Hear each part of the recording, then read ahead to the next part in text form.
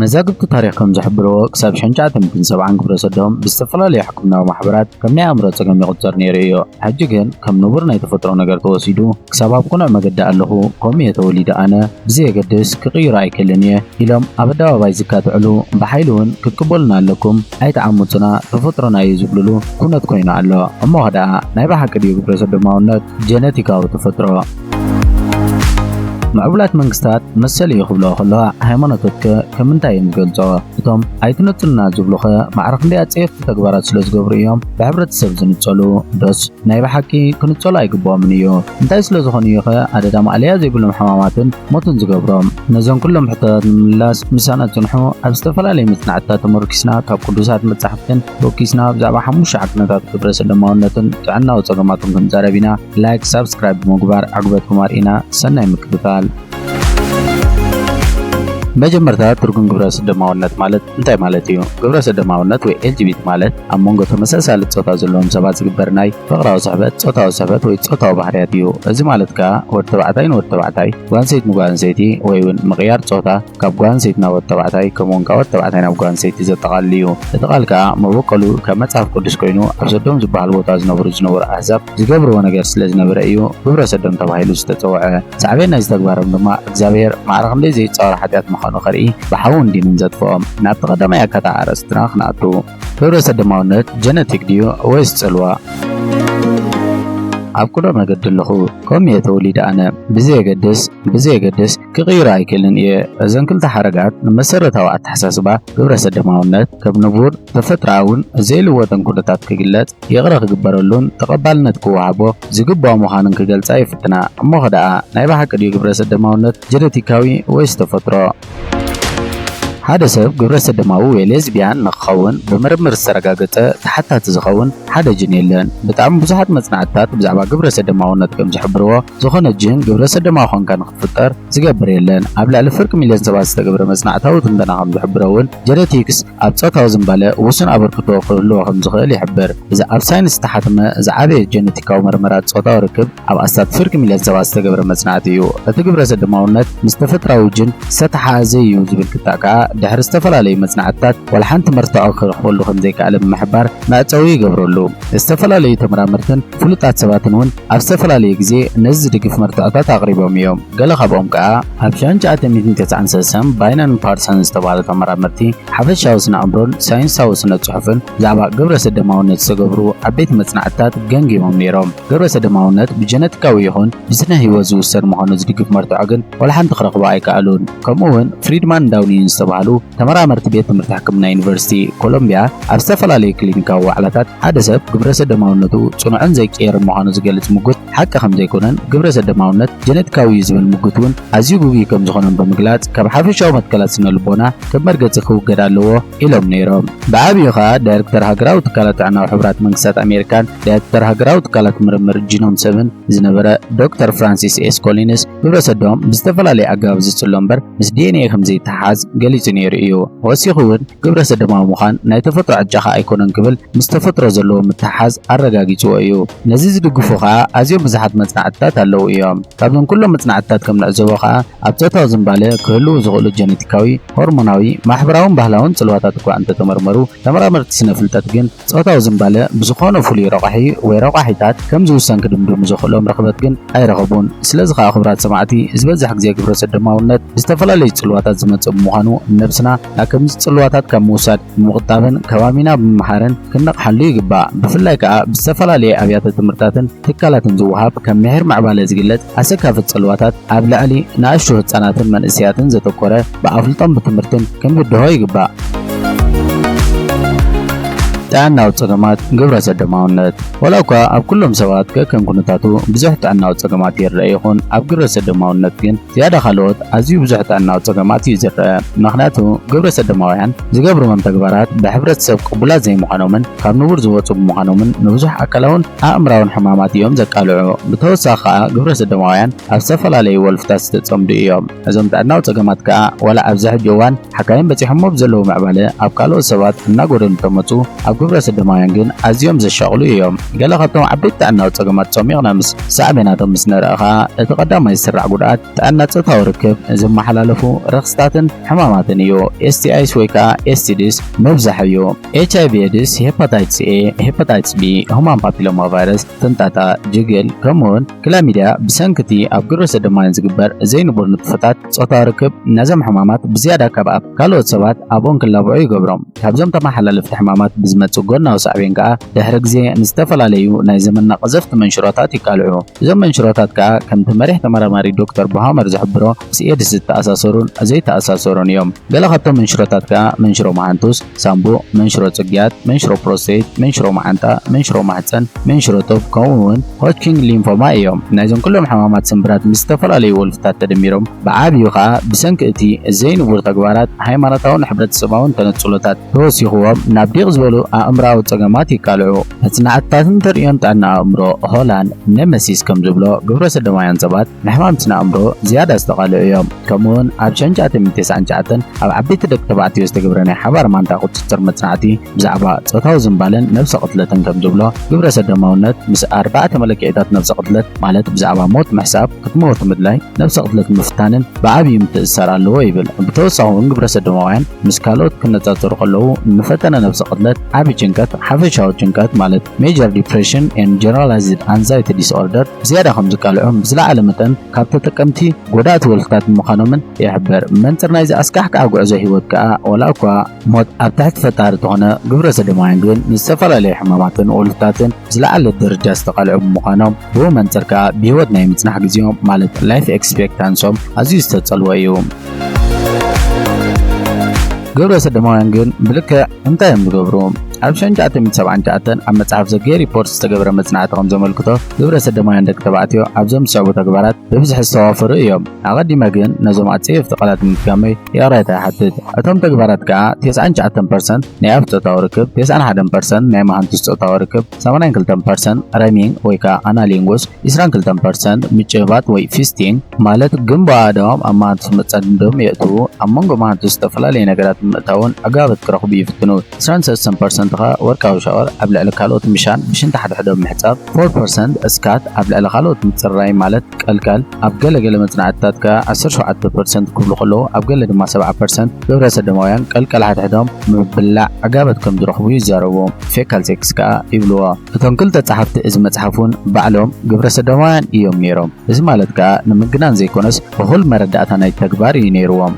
ኣብ ጎንበት 2011 እውን ኣብ መጽሔት ሕክምና ዝወፀ ጽሑፍ ከም ዝብሎ ምፍንጫል ወይ ካብ መሃንቱስ ሰብ ዘርወድ ተባዕታይ ምምጣጥ ወይ ምብላዕ ኣብ ሓደ ኣብ ትሕቲ 6 ግብረ ሰዶማውያን ደቂ ተባዕትዮ ዝግበር ልምዲ ምዃኑ ይገልጽ። እዞም ተግባራት ኣዝዮም ኣጸየፍቲ እዮም። ኣብ መወዳእታ ከዓ ካብ መንነትካ ምፅላእ ጀሚሮም ብዙሕ ከበድቲ ሳዕቤናት የምጽኡ። ንገለ ሰባት እውን ንምእማኖም የሸግሩኹም ይኾኑ፣ ግን ከዓ ኣብ ዝተፈላለዩ ግዜያት መጽናዕቲ ዝተረጋገጹ እዮም። ኣብ ገዛ ርእሶም ብርቱዕ ስቃይ ብምምጻእ እውን ኣጋበት ይደልዩ እዮም። ብሻሞት ምግራፍ ኣካላቶም ብኻራ ምውጋዕ ኣጋበት ክረኽቡ ይኽእሉ። ኣርቃኖም ኣብ ቀልቀል ሓድሕዶም ጠንቀላዕላዕ ብምባል እውን ኣጋበት ከም ዝረኽቡ ይገልጹ።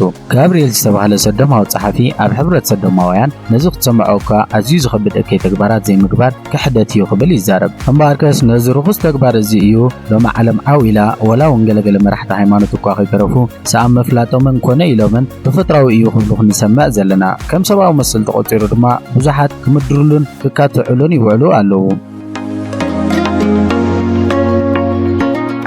ሃገራትን ግብረ ሰዶማውነትን ኣብዚ ግዜ እዚ ኣብ ቀዳማይ ዓለም ዘለዉ መንግስታትን ናይ ፍርዲ ኣካላትን ኣህዛብን ንግብረ ሰዶማውነት ከም ቅቡል ነገርን ከም መሰልን ወሲዶም ካልኦት እውን ብግዴታ ክቕበልዎ ይሰርሕሉን ይግስግስሉን ኣለዉ። ኣብ ኣብያተ ትምህርትታት እውን ህፃናት ከም ዝመሃርዎን ከም ዝለማመድዎን ይገብሩ ኣለዉ። ከም ዓቢ ምግሃዝ ሰብኣዊ መሰላት ምውሳድ እውን ነዚ ነገር እዚ ዘይቅበላ ሃገራት ብፀቕጥን ብማዕቀብን ንኽቕበልዎ የገድዱ ኣለዉ። ብፍላይ ከዓ ኣብተን ካብ ዘመናዊ መግዛእትናታቶም ዘይወፃ ብብዙሕ ማሕለኻታት ቁጠባ ዝተታሕዛ ሃገራት ኣፍሪካ ኣብ መጀመርታ ሃገራት ኣፍሪካ ብትርካ ክቃወሞ እንተተረኣያ ድሕሪ ግዜ ግን ገለገለ ሃገራት ባስገዳድ መርገፂን ናፍቆሳ እየን ዝመፃ ዘለዋ። ክሳብ ሚያዝያ 2023 ዘሎ ሓበሬታ ከም ዝብሎ 65 ሃገራት ከምኡውን 3 ክልላት ግብረ ሰዶም ከንገበን ዝቁፅር ሕግታት ይውንና። ዳርጋ ፍርቂ ካብዚኣተን ድማ ኣብ ኣፍሪካ እየን ዝርከባ። ኣብ 2006 ግብረ ሰዶም ናይ ዘይቅበላ ሃገራት ቁፅሪ 92 እዩ ነይሩ። ኣብዚ ሕጂ እዋን ግን እናጎደለ ይመፅእ ኣሎ።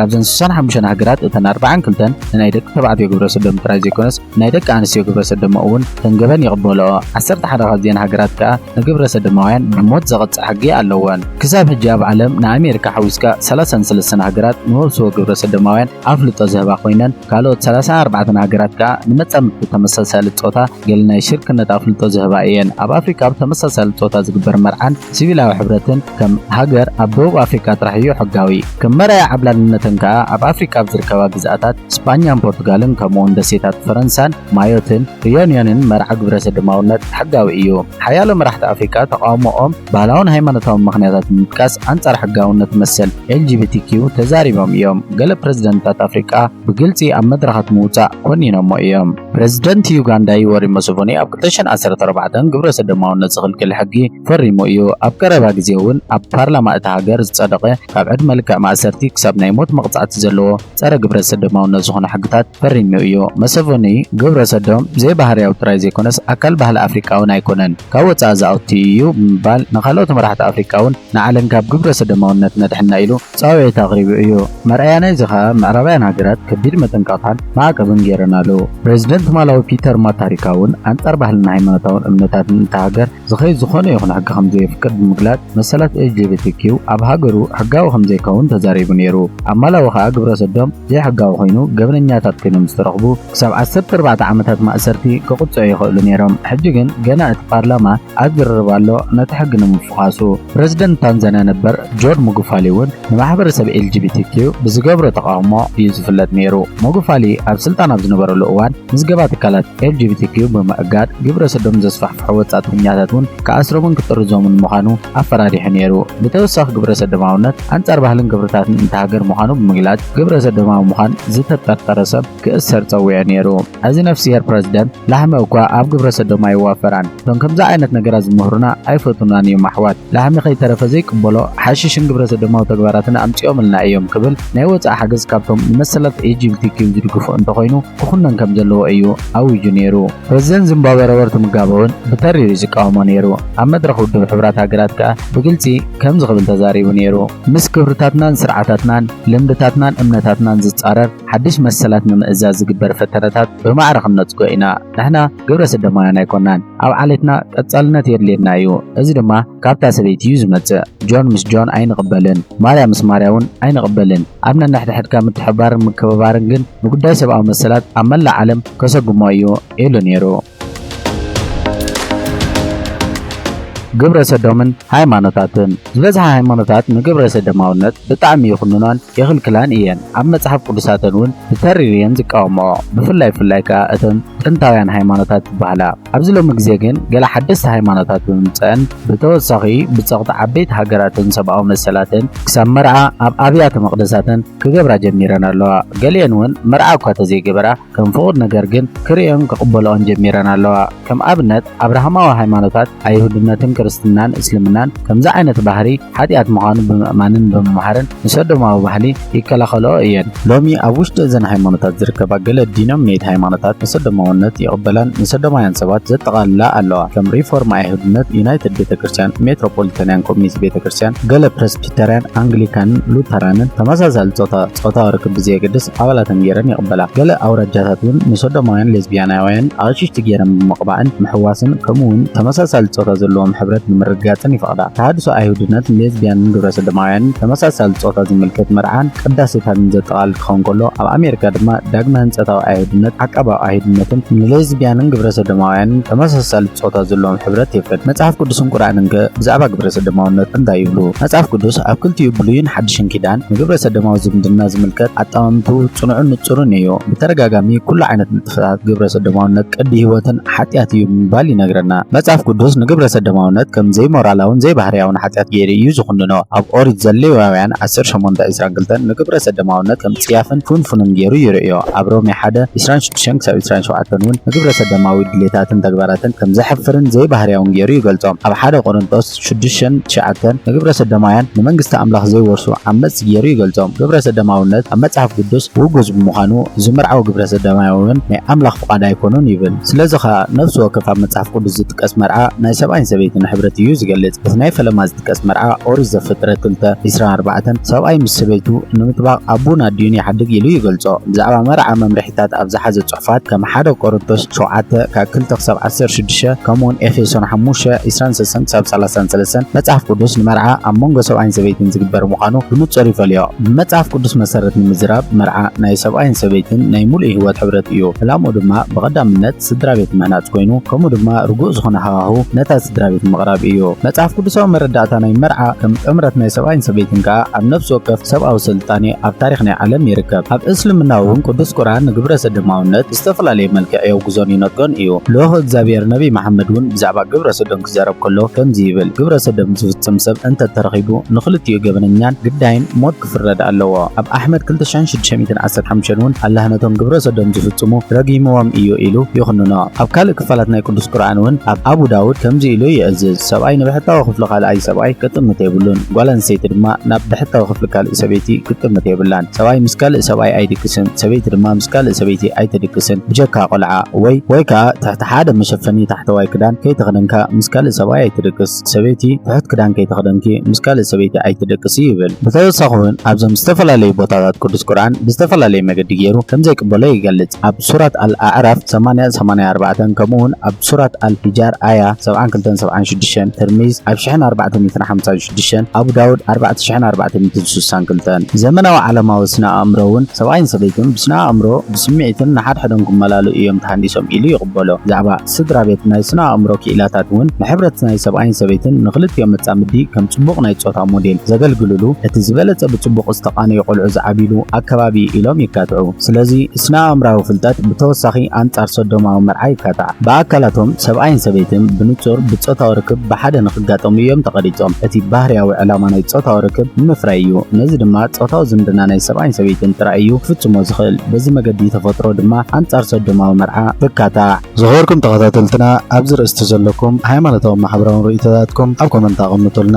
መሃሪ ትብልዎም መረምታት ናይዚ ቪድዮን ጻሕፉልና። ካልኦት ሰባት ክመሃሩሉ ከዓ ሼር ላይክ ግበርዎ። እቶም ሰብስክራይብ ዘይገበርኩም ከዓ ሰብስክራይብ ብምግባር ኣካል ናይዚ ቻነል ኩኑ። ሰሙናዊ ዝዝርግሑ ቶፕ 5 መሃርታ ኣርእስታት ተኸታተሉ። ኣብዚ መጽእ ቪድዮ ይራኸበና። ጽቡቕ ንዓኹም። ሰናይ ቅነ